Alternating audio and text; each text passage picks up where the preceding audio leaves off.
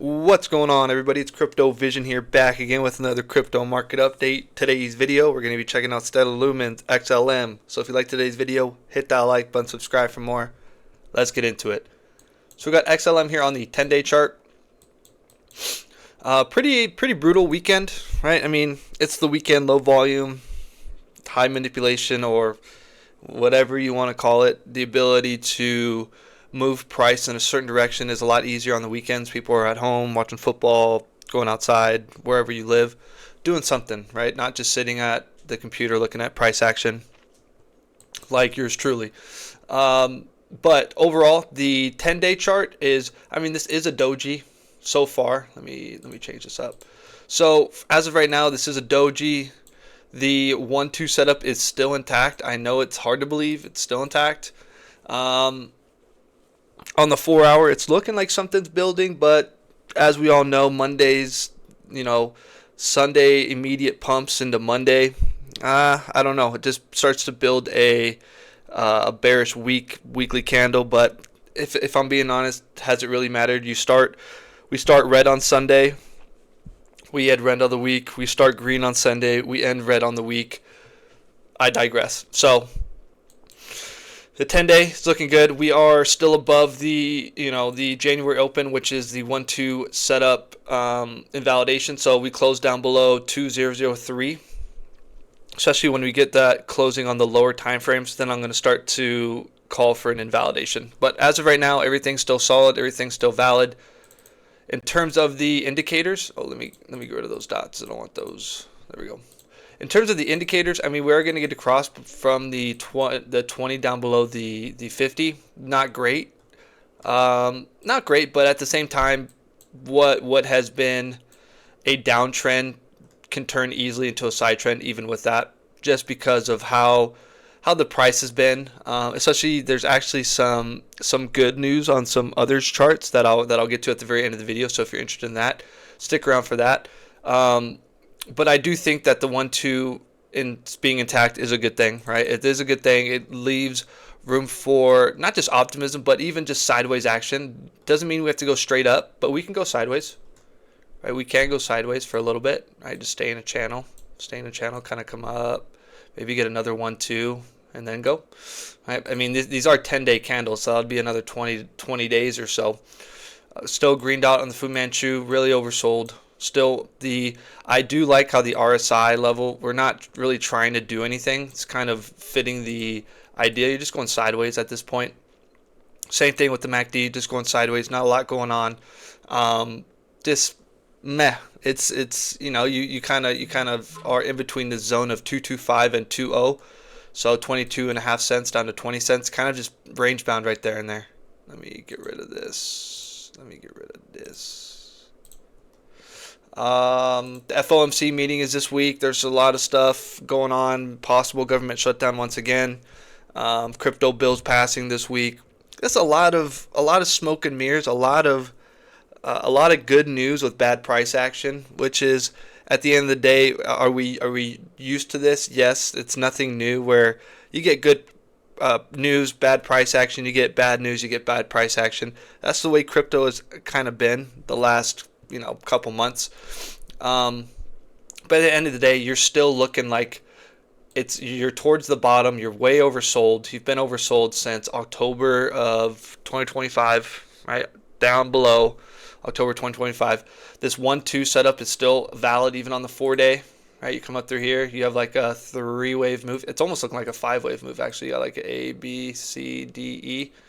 So you have 5 waves. Bearish hammer, not the greatest look. It does close in 2 days and 7 hours. So does this candle actually have some merit? Not quite yet. Not maybe tomorrow. Typically when we get these green Mondays, Tuesday's a bloodbath. So let's see if we can do 2 days in a row. It's almost like winning 2 blackjack hands in a row. The house usually wins, right? The house has the odds. Right now the house has the odds. Mondays greens typically lead to Tuesdays reds. So if you're looking to short, hey, possibly, right? Remember, I'm not a financial advisor. This isn't financial advice. I think shorting at this point is crazy, but there's not a lot upside. So, you know, I don't know. I don't know. The house typically wins. So we're looking at the 3-day chart. Again, we're getting more of a clear picture. So on the 4-day, it looks like a 5-wave move, but on the 3-day, it's looking like a clear 3-wave move with the third leg, right? The third leg being the most, didn't mean to circle the green, with the third leg being the most brutal, takes the longest, drives people crazy. We did touch down right at that January open. We came all the way down to 2005, didn't close below it, which is fine. You know, this, I don't like how the RSI is. We got to make a decision. It closes in 1 day and 7 hours. So tomorrow is going to be a big day. Tomorrow's going to be a big day. But this right here, we fall below down through here. It could smell some trouble. It could definitely smell some trouble. The idea that, you know, this bullish momentum is a bull trap is not out of the question yet. Right, until we get 5 clean waves up, at least on the smaller time frames, then to the larger time frames, then we are looking at a possible lower low or sideways action. Right now, this doesn't look great. How you just have a blimp, it kind of just looks like this right through here. Kind of looks like this. How you just had a little blimp and then you use that to go down. Not a lot of follow through. You're already losing bullish momentum. It just doesn't look ideal for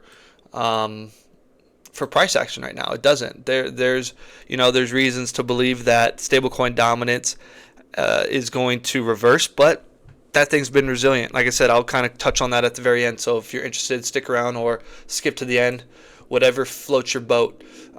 In terms of the 2-day, we are rejecting that 800-day EMA.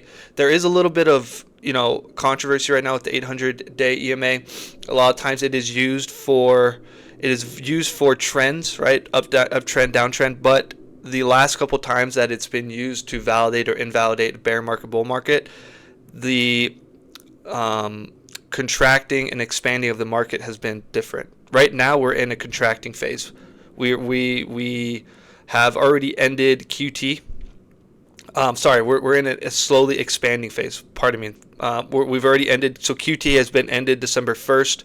So the Fed has, began to add liquidity into the markets. They've been beginning to print money.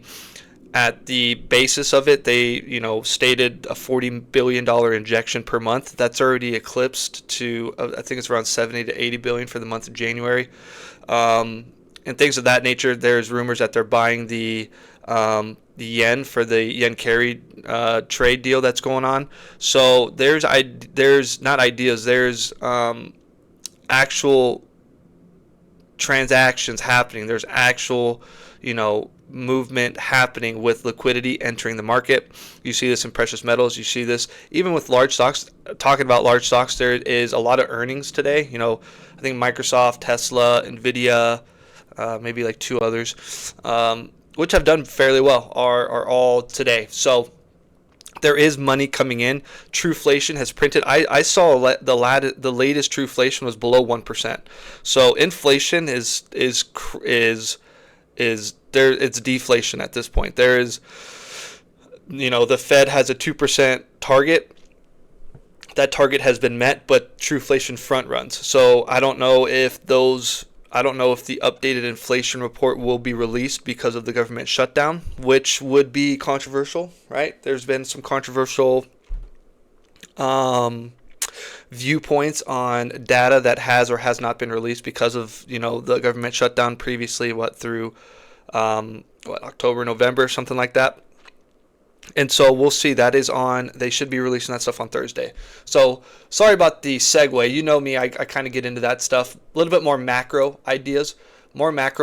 There's there's reasons to believe that the entire market is expanding. Technically, we've been in a recession since 2022 by standards of a technical recession. 2 negative GDP quarters in a row. We've printed the last 2 quarters positive GDP growth. So I think we're working out of a recession, a technical recession, right? Then there's, news and, headlines about, we're not in a recession, this or that, trying to, not come up with a different definition, but release different definitions of a recession to fit a narrative of the Fed, the administration, what have you. But That's my main basis for what's going on in terms of the, like I said. So the 2 day, everything is showing a corrective impulse. I did have the idea that we would break out on this. Was it this right through here? Friday. Yep. A potential, right? Potential, because you had your 1, 2, 3, typically on the fourth. But are we working with typicalities? We're not working being typical anymore, right? I mean, being typical on the crypto market with price action, I think has left the room, has left the building. At this point, you have 5 waves down. I mean, you have this impulsive A wave, right? So you have this A, and then you have an A, B, C for your third. You come up for your fourth, going sideways, right? So if we did invert this, pardon me. So if we inverted this through here, invert this through here, you kind of have like your A, B, and then you come back down for a C, some type of flat, and then you go for your fifth. So we could be finishing up this correction. I wouldn't be surprised if we come down and wick down through here. I mean, that's the only idea where this 1-2 is validated still, is where you take out these lows with the wick, right? You do something like this. Come down through here, take out the lows, then go. And then your fifth and final, I guess, would be a breakout. I mean, that's pretty close. I'm not going to call it. I'm not going to use it. That'd be, kind of not cheating, but it wouldn't be right to use that. In terms of the EMAs, we're below every single EMA. We're below all current values. We're all below all current values, but we're not in a collapse. We're not in a dump. This is within a correction. I mean, it's just, you've just been oscillating. You're just reaccumulation, and then go. That's what I truly believe is that these assets, not just these, a lot of crypto affiliated assets as well, such as ASST, I'll be covering later. Same concept where you spiked, and then now it's more of a reaccumulation, long-term correction. Shake out people who have short-term attention spans, who want instant gratification, instant gains, those things of that nature. But the daily still, it's not a great candle, right? That means this is the weekly candle, covering the weekly. I just choose the 10-day just because this is the weekly candle at this point. This is what the weekly candle looks like. It's pretty ugly. When you start instantaneously green and then you just shut down, you have no wick to the downside. This leaves me to believe that Tuesday we could be going down. That's my gut feeling. You are oversold, right? You're oversold on the Fu Manchu. Do we have bullish divergence? Technically we do. If we reverse from here, right? We got a lower low. We got a higher low. So technically, we have bullish divergence on the Fu Manchu. By the way, the Fu Manchu is completely free. It's right here. You do not need to pay for it. It is free. It is similar to the MACD, where you got your bearish, your bearish momentum. You have bullish momentum. You have bullish divergence down through here. You have bearish divergence up through here. You have potential buy areas with green dots. You have potential sell areas with red dots. Right? Larger time frames offer more accurate reversals, trade signals, but you could be a little bit late to the party. So mix it with I mix it with weekly, monthly, weekly, daily to the hourly, just to make sure that you're catching the move and you're accurate when doing stuff like this. So in terms of the MACD, not really doing much, just going sideways, at least with momentum. Momentum really hasn't done much. I mean, that's a terrible line. See, that's why I get so happy when I draw good lines. Right, not really much going on. I mean, it was the weekend when we saw some bad price action. Do we have bullish divergence? No, we do not. We do not. No, we don't. I think I do need to draw another. It's crazy to say I'm going to draw another sell side wall, another one just through here, because we can't seem to break through these. All right, just can't seem to break through them, like something like right there. And we'll leave this strictly on the daily. Cool. So that's what I got for that daily. It is pretty oversold. The 4 hour is going to be oversold. We'll jump to the 4 hour. We'll look at some price action. We do have, yes, what do we got here? We got